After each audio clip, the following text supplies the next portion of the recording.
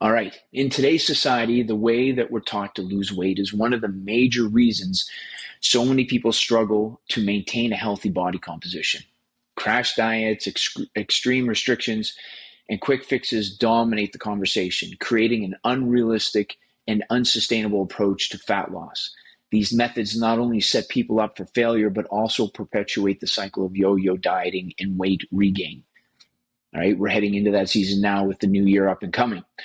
So, why body composition should be the focus? Well, rather than obsessing over the scale, the focus should be on improving body composition, reducing fat mass while preserving or even building lean muscle.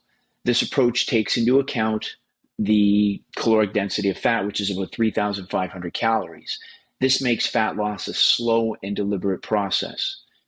The importance of muscle for metabolism and function and overall health is often lost with rapid weight loss. The reality that gradual, sustainable changes lead to better long-term results should be the focus. All right. A slow reduction phase where you aim for small, consistent deficits.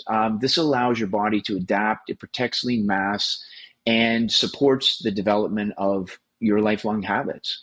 Now, fat gain is also gradual. All right.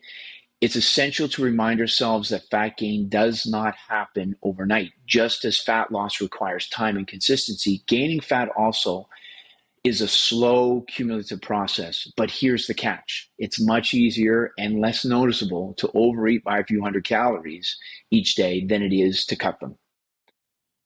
Some of the triggers or some of the causes, mindful snacking or bigger portions.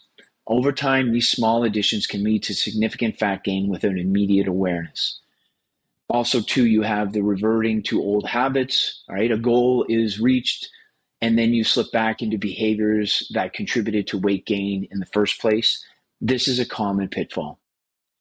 And again, this rolls into why maintenance requires vigilance and why it's so important. Okay, reaching your goal isn't the end of the journey. It's the beginning of a new phase. Maintenance isn't as restrictive as the fat loss phase, but it does require awareness, right?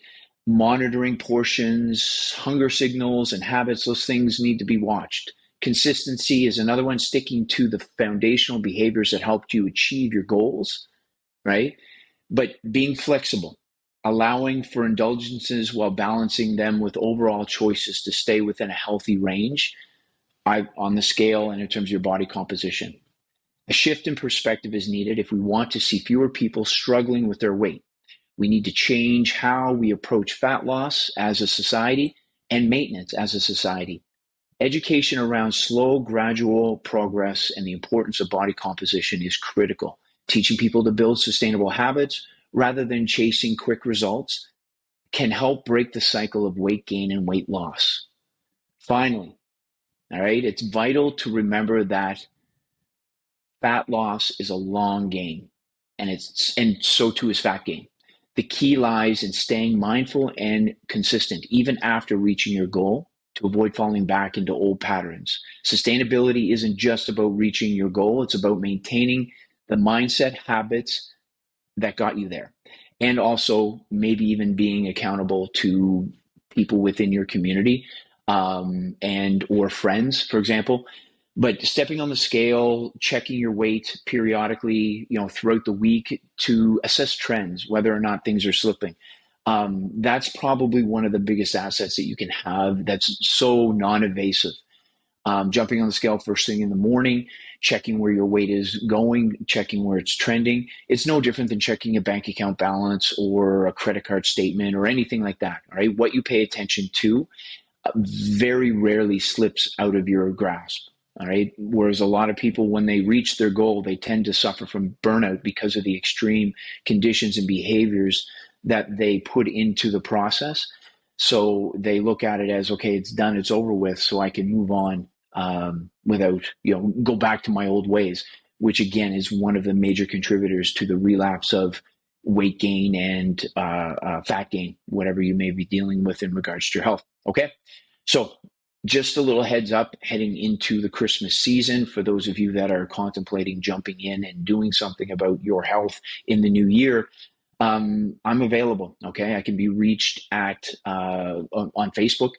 All right, I can be reached through Instagram. I can be reached through my website at www.insightnl.ca. I can be contacted through Simply for Life Southside in Fredericton, and I'm available. Like I said, I'm going to be taking on new clients over the new year, both in person at Simply for Life and online through Insight. Thank you.